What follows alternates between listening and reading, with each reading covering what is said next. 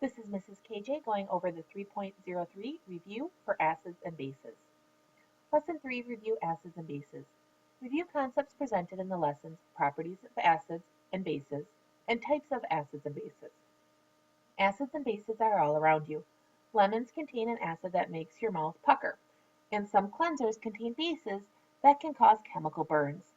This lesson will review the properties of acids and bases such as these and look at how they are defined. Goals for this lesson: demonstrate mastery of important knowledge in the lessons, properties of acids and bases, and types of acids and bases. I'm not going to be taking notes on this one since it's a review, but please feel free to write down anything that I read that you're like, oh yeah, I forgot about that, or anything that you have questions on. Key concepts and properties of acids and bases. Acids have a sour taste and react with metals. Bases feel slippery and do not react with metals. When an acid and a base are combined in a neutralization reaction, they form water and a salt.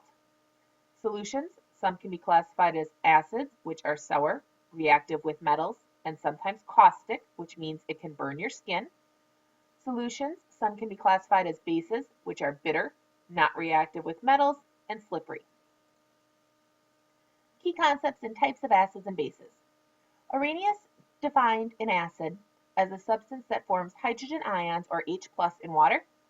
Arrhenius defined a base as a substance that forms hydroxide, OH- ions in water.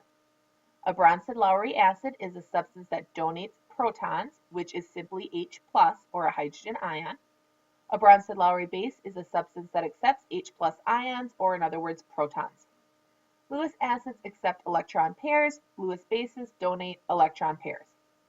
Acids and bases were defined by Arrhenius, Bronsted-Lowry, and Lewis. Organize key concepts in the lessons you have studied. Use this interactive mastery map to reinforce your understanding of key concepts that you have learned so far about acids and bases. Of course, you can go into the lesson and do it yourself. Otherwise, you can hit pause, figure out where all the answers go, and then I will put the answers up in about 3 seconds. So hit pause. And those are the answers. You can hit pause again to check them.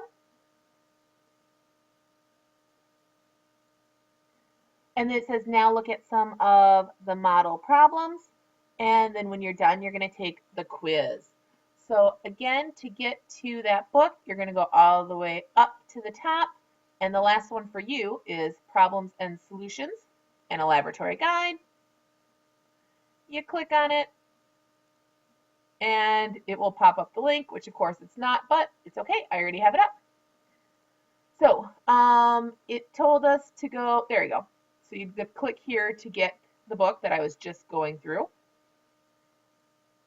And if we look back onto our lesson, it tells us that we want to look over problem set numbers 69, 70, and 71.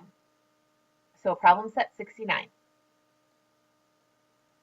The objective is to identify the properties of acids, bases, and salts. Remember, properties of acids and bases. Acids taste sour, change litmus paper from blue to red, and produce hydrogen gas when they react with metals. So we hadn't talked about litmus paper yet. Litmus paper is special paper that you can put into a solution, and if that solution is an acid, it will turn the paper from the color blue to the color red. Bases taste bitter. Change litmus paper from red to blue. So the opposite is going to happen with a base. Bases turn the paper blue, and they feel slippery or soapy. I always remember that bases are bitter and blue and big numbers. And the big numbers are that the pH is more than 7. And we'll talk more about that later. Salts are formed from neutralization reactions between acids and bases. Acids, bases, and salts ionize in water, so aqueous or water-based solutions of these substances can conduct electricity. All right.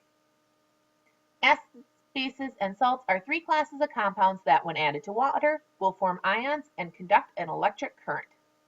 Substances that taste sour, change litmus paper from blue to red, conduct an electric current in water, react with bases to form salts and water, and produce hydrogen gas when they react with metals are called acids. from basically the word acid, the Latin word for sour. Substances that taste bitter, feel slippery or soapy, turn red litmus paper blue, conduct an electric current in water, and react with acids to form salts and water are called bases. Strong acids and strong bases both dissolve completely in water. Salts form when an acid and a base are combined in a neutralization reaction. And what's the other thing that forms? Water. Salts are composed of cations, positively charged ions, that are ionically bonded to anions, negatively charged ions. The ions in a salt come from the acid and base that react to form it. Salts are soluble in water, meaning they can dissolve in water, and a solution of a salt in water will conduct an electric current. All right, so this basically reviews what we just read through. And we need to go over the first two questions. So question number 1, household ammonia is a dilute solution of ammonia, a base, in water. Identify 2 properties of household ammonia that you could use to confirm that it is a base. So go ahead and pause and write down your answers.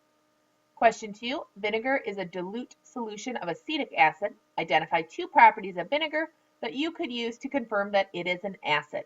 So hit pause, write down your answers. Okay, and our answers are ammonia should feel slippery and turn red litmus paper blue. And vinegar should taste sour and turn blue litmus paper red. You cannot use conduct electricity because remember that's something that could happen for acids and bases. All right, and I got the answer keys from the study guide, which are on page 2 of your lesson. So that's where you can find the answer keys every time. All right. Arrhenius acids and bases. Svante Arrhenius was one of the first chemists to propose a formal definition of acid and base. Acids and bases play important roles in many chemical processes. There are many different ways to define acid and base. One of the most common definitions is the Arrhenius definition. According to the Arrhenius definition of acids and bases, an acid is a substance that dissociates or breaks down to produce hydrogen ions, H+, or a proton, when dissolved in water. According to the Arrhenius definition, bases are substances that dissociate or break down to produce hydroxide ions, OH-, when dissolved in water. When an Arrhenius acid reacts with an Arrhenius base, they produce a solution of a salt in a water. So the objective, define acids and bases according to the Arrhenius method of classification. And remember, Arrhenius acids and bases. Arrhenius acids contain H+ ions and produce H+ ions when dissolved in water. Arrhenius bases contain OH- or hydroxide ions and produce hydroxide ions when dissolved in water. All right, which of these gives the chemical formula for an Arrhenius acid and an Arrhenius base?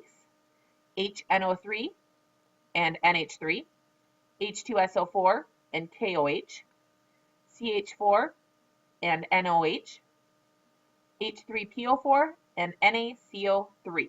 So hit pause until you get the answer.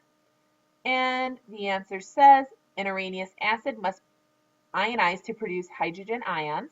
An Arrhenius base must ionize to produce hydroxide ions. And so we have to say, well, can NH3 do that? Can HNO3 do that? What can they do? So HNO3, H2SO4, and H3PO4 all release hydrogen ions in water. So they are all Arrhenius acids. KOH and NaOH release hydroxide ions in water. So they are Arrhenius bases. Although NH3 and Na2CO3 will increase the number of hydroxide ions in solution when they dissolve in water, they did not dissociate, so they themselves did not break down to produce hydroxide ions. So they are not Arrhenius bases. Although CH4 contains hydrogen atoms, it will not dissociate in water, so it is not an Arrhenius acid.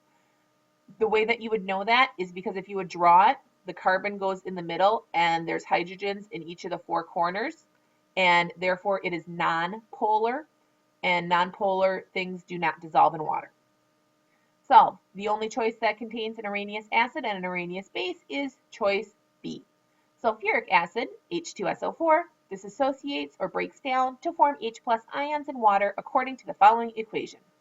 H2SO4 yields H++ HSO4 with a -1 charge, and then the HSO4 with a negative charge can go back and forth between being that compound and being H++ SO4 with a -2 charge.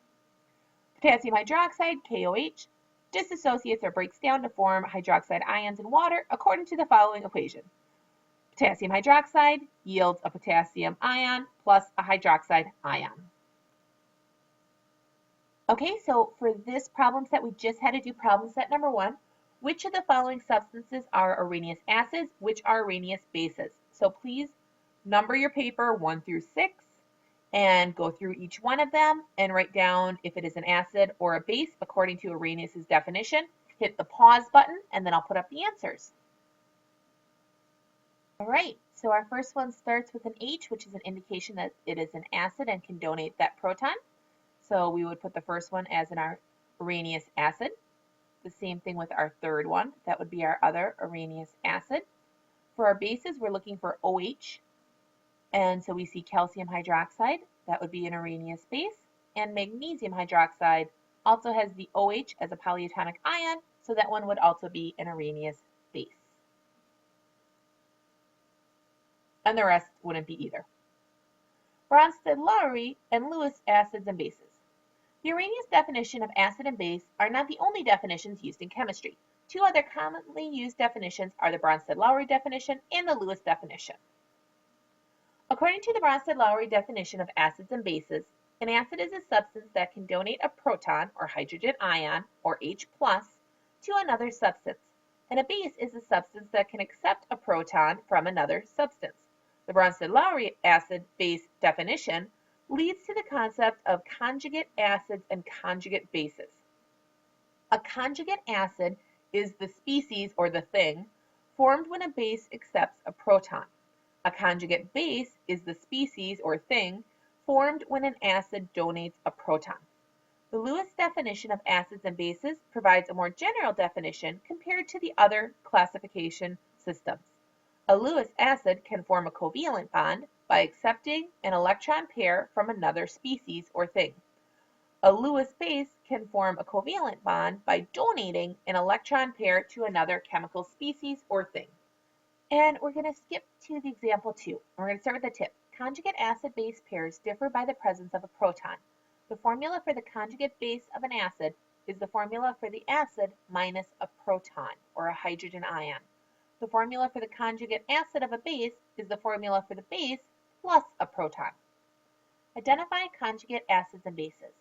Identify whether each of the following species is a Bronsted-Lowry acid or base, and identify its conjugate base or acid. So we have acetate ion, a carbonate ion, and a bicarbonate ion. Recall definitions. According to the Bronsted-Lowry definitions of acids and bases, a base is a species that accepts a proton, and an acid is a species that donates a proton. A base's conjugate acid is the species formed when the base accepts a proton. An acid's conjugate base is the species formed, or in other words, the product, when the acid donates a proton. Apply definitions. All three ions are anions, so they could accept one or more protons to form neutral compounds. Okay, we know it's going to form a neutral compound because when an acid and base get put together, it's called a neutralization. And what does it produce? It produces a salt and water, and your salts are going to be neutral. Neither acetate nor carbonate have any protons to donate, but bicarbonate contains one free proton. So, because all three species can accept a proton, they are all considered Bronsted-Lowry bases. It's because they're negative, so they could take another proton to become neutral. The acetate's ion conjugate acid is acetic acid, or CH3COOH. And you know what? I'm going to stop right here because I'm going to run out of time. We'll start again with the solve portion in the next video.